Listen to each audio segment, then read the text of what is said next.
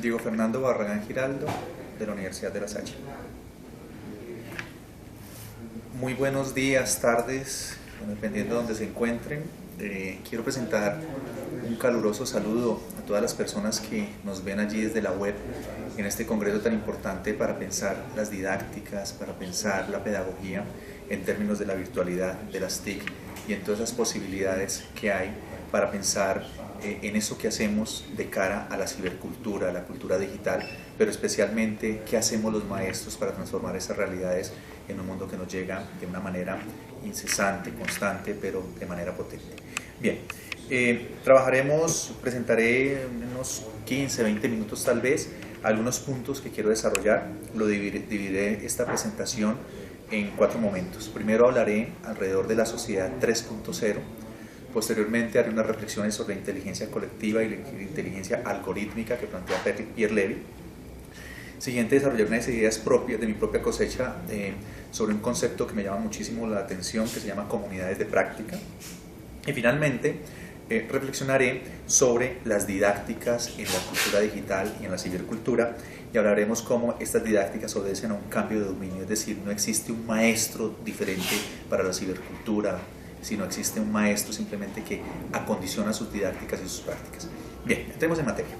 Sociedad 1.0, 2.0, 3.0. Me apoyaré en algunos conceptos que están en este librito que se llama Cibercultura y Prácticas de los Profesores, de mi propia cosecha, que pues desarrollaré en este momento.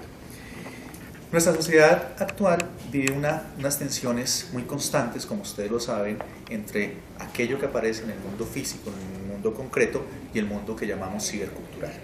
Creería yo que no hay tales distinciones. Lo que hay es un único ser humano que habita espacios diferentes. En ese orden de idea, hay un autor que me llama poderosamente la atención, que se llama Moravec. Ha distinguido sociedad 1.0, sociedad 2.0 y sociedad 3.0. La sociedad 1.0 hace referencia a esa sociedad de la era industrial, una sociedad que abarca todas las posibilidades de la máquina y las posibilidades relacionales de la industria y la economía, una sociedad tradicional. La sociedad 2.0, con la cual estamos un poco más familiarizados hoy día, avanza un poco respecto a esta sociedad industrial, conserva algunas de esas características, pero especialmente centra su mirada en la Internet como potenciadora de los desarrollos socioculturales.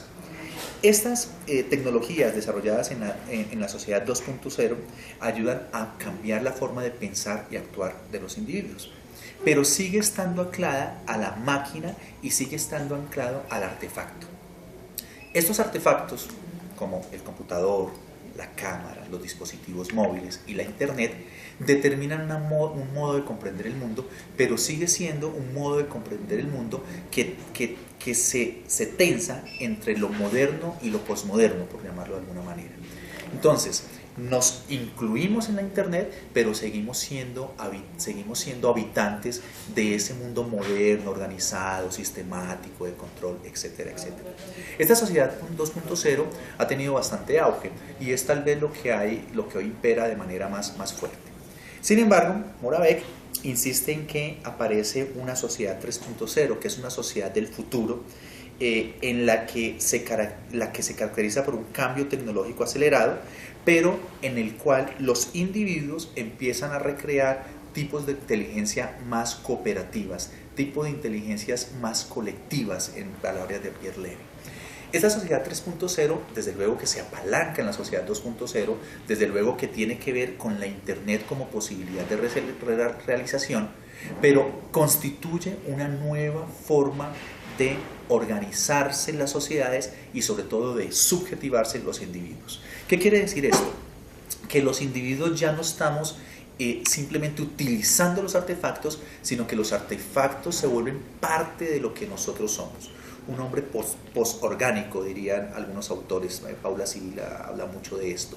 Un ser humano a la manera que tal vez Asimov imaginó, que empieza a vincular los artefactos como parte de su biología, pero además empieza a vincular los artefactos como parte de su constitución como ser humano y su constitución como seres socialmente situados.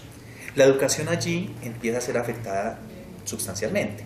Si en la sociedad 2.0 es afectada la educación por la presencia de la internet, las máquinas, nuevos usos culturales de estudiantes y profesores, en esta en esta sociedad 3.0, la educación debe ser pensada más allá de la máquina. Es una educación que debiese ser pensada, creo yo, de cara a un tipo de inteligencia más allá de lo colectivo y lo cooperativo. Es decir, una sociedad que se apalanca especialmente en constitución de nuevos seres humanos. Un ejemplo de esto son nuestros niños. Nuestros niños manejan la gran mayoría, porque también hay exclusión en esto. Hay niños que no tienen acceso, digamos, a internet y aparatos, pero un buen número de nuestros niños y jóvenes manejan la internet y los aparatos de una manera ya directa. Mi hija toca la pantalla sin problema, mi hija va a cualquier lugar y utiliza sus dedos, una sociedad táctil, para ingresar allí. Y su comprensión del mundo está mediada exactamente es por ella, por el cómo ella se vincula a este tipo, digamos, de lógicas un poco más allá de las máquinas como tal. Bien, segundo momento. Entonces tenemos sociedad 1.0, 2.0, sociedad 3.0. Segundo momento, como lo anuncié, inteligencia colectiva e inteligencia algorítmica.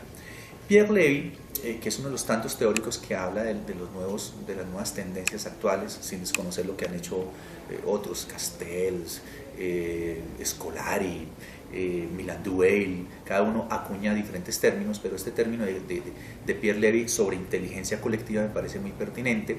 Pierre Levy acuñó durante los últimos 20 años tal vez el término inteligencia colectiva. Si ustedes lo recuerdan, en este libro de cibercultura, que es un informe que él hace para Europa sobre todo el tema, digamos, de las máquinas, él acuña el término cibercultura y muestra cómo la cibercultura es todo lo que acontece en el ciberespacio, entendido el ciberespacio como la red. Y acuña otro término que es inteligencia colectiva. Ese especialmente lo hace en un texto que se puede conseguir en línea, que ustedes lo conocen desde luego, que es para la Organización Mundial de la Salud. Y allí presenta diferentes niveles de su comprensión alrededor de la inteligencia. De la inteligencia colectiva uno puede destacar muchísimas cosas, pero especialmente quiero leer la cita de Levy, directamente dice: es una inteligencia repartida por todas partes, valorizada constantemente, coordinada en tiempo real, que conduce a una movilización efectiva de las competencias. Agregamos a nuestra definición esta idea indispensable: el fundamento y objetivo de la inteligencia colectiva es el reconocimiento y enriquecimiento mutuo de las personas y no el culto de comunidades fetichizadas o hipostasiadas. Es decir, una inteligencia en la cual todos construimos cosas. Bien, recientemente Pierre Levy ha empezado a reevaluar y a dar un paso muy interesante, y hablamos de hace 1 o 2 años tal vez, y propone la inteligencia algorítmica. Es una inteligencia que va más allá de lo colectivo, creo yo. Claro, esto es algo muy novedoso de él, hay que empezarlo a estudiar, algunos de nosotros estamos interesándonos por ello, pero es una inteligencia que además de la cooperación, la colectivización de la sociedad, que era lo que se planteaba en la inteligencia colectiva, donde todos construimos, apunta a pensar que la inteligencia está amarrada a los algoritmos que desarrollan las máquinas y que los seres humanos codificamos y decodificamos. Este asunto resulta polémico, pero a la vez interesante, porque si uno lo mide detenidamente, nuestros procesos mentales, en los cuales subyacen procesos lógicos, son traducidos en procesos algorítmicos que los ingenieros muy bien saben, digamos, capitalizar, y eso se traduce en las posibilidades que brinda el ciberespacio. Quería referirme brevemente a estos dos conceptos. ¿Por qué? Porque eso nos lanza a pensar unas nuevas condiciones en la educación. Si no hemos alcanzado en muchos lugares la cooperación y la inteligencia colectiva, pues imaginen lo que sucede ahora al pensar la inteligencia algorítmica. Y para la educación y especialmente en el campo de la didáctica y la pedagogía, resulta esto polémico y controversial. ¿Por qué?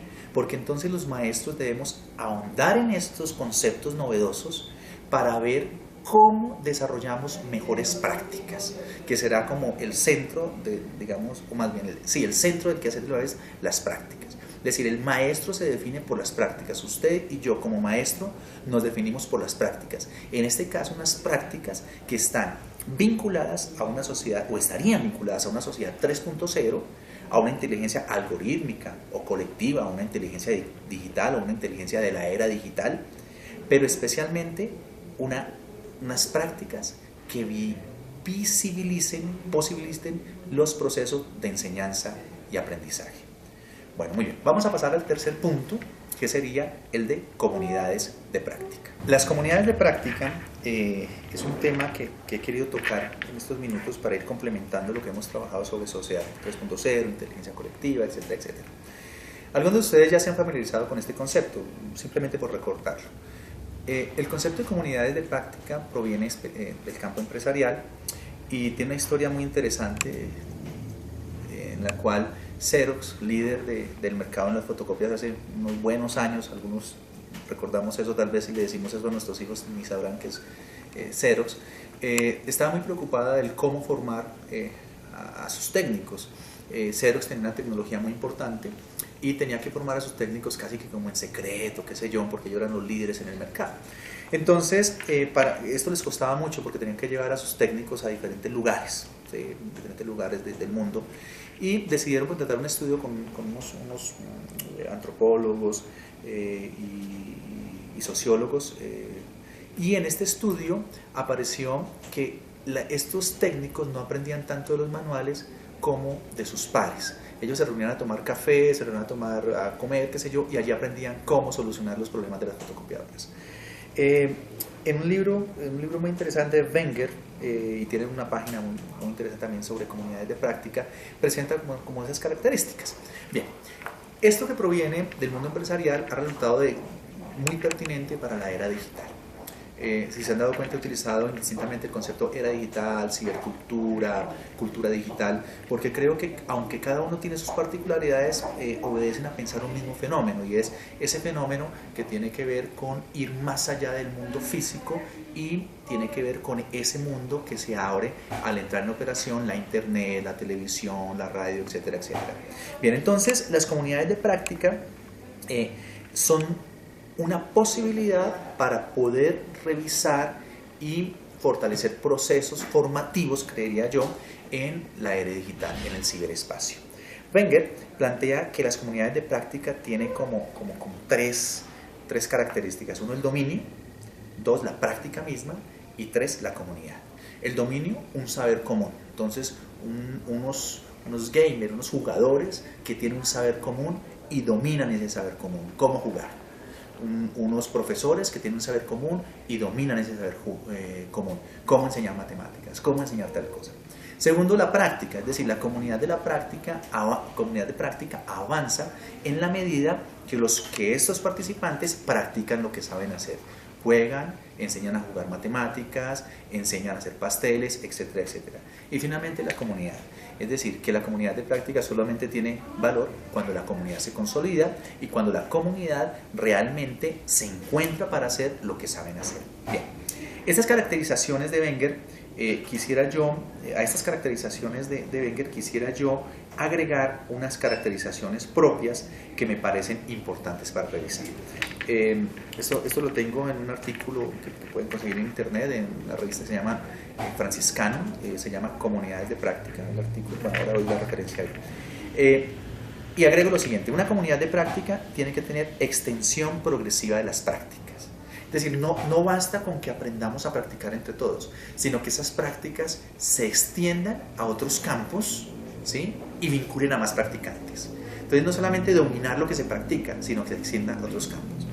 En el campo de la educación esto es importante, porque además en la educación alrededor de la virtualidad, de las tecnologías de la información y la comunicación, de los nuevos retos de la cibercultura, porque no basta con que tengamos unas prácticas exitosas, unas prácticas de cómo enseñar matemáticas, sino que eso se extienda a otros niveles y que aquellos que conforman la comunidad de práctica puedan ir a vincular a otros y desarrollen esas prácticas en otras condiciones, en otros lugares. Segundo, una replicabilidad existencial. Considero que lo que se replica en la comunidad de práctica no es solamente el conocimiento, sino que lo que se replica de manera esencial es una manera de reconocer al otro como una existencia que está allí. ¿Qué significa esto? Que yo aprendo del otro no solo por lo que me enseña, sino porque reconozco que el otro es importante y que me puede enseñar a mí cosas. En ese orden de ideas, la replicabilidad existencial lleva a que se replique una manera de trabajar en conjunto, una manera de colaborar, una manera de reconocerse los unos y los otros como entidades de las cuales podemos enseñar y aprender. Eso significa también que el liderazgo en la comunidad de práctica es un liderazgo transitorio. Hoy el líder es uno, mañana el líder es otro, pasado mañana es otro. Qué pertinente y qué potente esto para los trabajos de didáctica y los trabajos de pedagogía en la red. Porque entonces el maestro ya no puede ser el único líder. El maestro tiene que empezar a delegar a esos practicantes que replican una existencia, que replican una manera de comprender el mundo.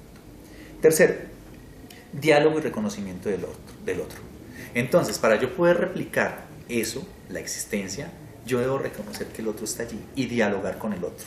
Gadamer, el gran hermeneuta, dice que tal vez lo más importante de la hermenéutica como aplicación es saber que el otro está allí y que ese otro que está allí se reconoce es por el diálogo. Y el diálogo, dirá Gadamer, no es que nos pongamos de acuerdo, sino llegar a pensar que el otro puede tener razón. Miren lo bonito de esto. El diálogo es que el otro puede llegar a tener razón. Hay una duda, oye, tal vez tenga razón. Y en ese orden de idea, las comunidades de práctica deben llegar al reconocimiento del otro a través del diálogo. Y miren que el centro no es el conocimiento, el centro es el otro, el diálogo, pero con ocasión del conocimiento, con ocasión de enseñar a jugar, con ocasión de matemáticas, con ocasión de cantidad de cosas. Esto nos saca de los campos del saber y nos pone en la existencia. Creo que ese es el centro además de la educación, independientemente si es mediada por tecnologías o en el aula de clase tradicional o en una biblioteca como estas o mediado por los computadores. La siguiente característica de las comunidades de práctica que propongo es el cuidado de las prácticas. Las prácticas se cuidan. Cómo cuida uno la propia vida, el cuidado de sí, cómo se cuidan las relaciones afectivas, cómo se cuida al amigo. Las prácticas se cuidan. Y entonces, en ese orden de ideas, en las comunidades de práctica es vital y es importante cuidar esas prácticas que son de reconocimiento del otro. Y finalmente, la reflexibilidad. Si esto no se hace de manera reflexiva, simplemente tenemos una cantidad de personas replicando unos conocimientos. Comunidades de práctica como esa posibilidad para poder hacer presencia en la web 2, en la sociedad 3.0, alrededor de una inteligencia colectiva, tal vez algorítmica, pero reconociendo el otro. Bien, y para finalizar, como lo anuncié al inicio, pues el cuarto momento, y hablaremos de las didácticas. Entonces, con ese horizonte, sociedad 3.0, inteligencia colectiva, con comunidad de práctica, vamos como al cierre, y es, ¿qué sucede con los maestros cuando entramos en contacto con la red, cuando entramos en contacto con la cibercultura? Pues que necesariamente seguimos siendo maestros. Y ahí nos tenemos que pensar nuevas didácticas, claro, con sustentos filosóficos desde luego, con sustentos tecnológicos desde luego, pero sobre todo pensar nuevas didácticas para nuevos aparatos y para nuevos individuos. Su hija, mi hijo, su sobrino, su sobrina, estos niños y muchachos y jovencitas y jovencitos que están entrando a constituir su subjetividad a partir de estos aparatos, a partir de los celulares, de la tecnología móvil. Y allí debemos pensar nuevas didácticas. E introduzco un concepto que proviene de un autor que se llama Richard Sennett, en un magnífico libro que se llama El Artesano, y es el cambio de dominio. ¿Qué significa esto? Estoy convencido que los maestros tenemos unas didácticas más o menos estables, más o menos constituidas por la experiencia, y lo que hacemos es cambiar de dominio con esas didácticas. Y es decir, ¿qué quiere decir esto? Que nos adaptamos. Entonces, el maestro, no es que exista un maestro para la cibercultura, yo no creo eso. Creo que hay un maestro que se adapta a la cibercultura, que se adapta a la cultura digital y hace un cambio de dominio de sus didácticas. Claro, teniendo en cuenta que hay nuevos espacios de socialización, teniendo en cuenta que hay nuevos individuos, pero el buen maestro lo es sin la tableta, sin el computador o con el computador. El buen maestro lo es con una hoja de papel o con el marcador para su tablero. El buen maestro lo es solamente narrando. He ahí el reto para los maestros. En ese orden de ideas, creería yo que hay que pensar nuevas didácticas que vinculen lo que tenemos a mano, lo sencillo. Eso que Richard Sennett llama conciencia material. De Richard Sennett, en El artesano, este libro tan bonito que les comentaba, que no habla de educación, dice, mire, el buen artesano sabe qué es lo que tiene entre sus manos y lo maneja. Qué interesante que usted y yo como maestros sepamos que lo que tenemos en nuestras manos son nuestras prácticas y que podamos tener conciencia material de las prácticas. ¿Qué quiere decir eso? Que podemos saber cuáles son nuestras prácticas, cuáles son más efectivas, cuáles son menos efectivas y podamos transformarlas. Y esto nos lleva al cambio de dominio, es decir, a poder lanzarnos a experimentar nuevas cosas. Una anécdota pequeña para concluir esta parte e ir cerrando esta intervención. Hace unos días estaba trabajando con unos estudiantes, unas profesoras aquí en Bogotá, que trabajan en el Distrito Capital, en unos colegios oficiales, unos colegios del sector público, y bueno, la educación es pública, pero del sector oficial, y en unos sectores muy deprimidos de Bogotá. En un momento, una profesora estaba allí con sus pulgares intentando escribir, cosa que hacen más fácil nuestros jóvenes. Yo le pregunté qué hacía y me decía que ella estaba enviándose unos WhatsApp con los padres de familia. Yo había visto este mismo tipo de prácticas en colegios privados de alto nivel, de Bogotá, bastante costosos, y me parecía que era una práctica simplemente para estas personas que tenían acceso a tecnología. Le digo yo a la profesora, pero venga, ¿y sus papás tienen plan de datos, tienen todo eso, los padres de sus niños? Y me decían, sí, profe, son colegios en unos sectores muy deprimidos de Bogotá, incluso hay 2 colegios rurales que me decían estas profesoras. El profe, es que esto del WhatsApp se convirtió como la televisión, todo el mundo lo tiene, porque ya llegan a su trabajo y en sus empresas hay Wi-Fi, dirían los compañeros españoles. Esto me dejó pensando muchísimo respecto a esos imaginarios, esos retos que supone para los maestros la cibercultura y la cultura digital. Esta maestra estaba aprovechando el WhatsApp para comunicarse con sus padres de familia, para preguntarle si el niño había almorzado, si no había almorzado, si había comido, si había hecho la tarea. En los otros colegios había una histeria colectiva de las madres de esos colegios privados para saber cuál es la tarea del otro día. Este breve ejemplo simplemente para decir que el buen maestro lo es con tecnología o sin tecnología, y nos importa es pensar las didácticas para nuestro ejercicio docente. Desde luego que pensar las didácticas desde la reflexión por nuestras prácticas. ¿Qué es lo que hacemos al practicar? Y en ese orden de ideas, cuando practicamos en la cibercultura, ¿qué significa entonces pensar nuevas sociedades, nuevas inteligencias y nuevas comunidades de práctica? ¿Para quiénes? Para estas personas que tenemos allí y que acompañamos, que son los niños, las niñas, los jóvenes, las jovencitas, que finalmente tenemos a nuestro cargo y que son nuestros compañeros de viaje en esto que se llama educación. Muchísimas gracias.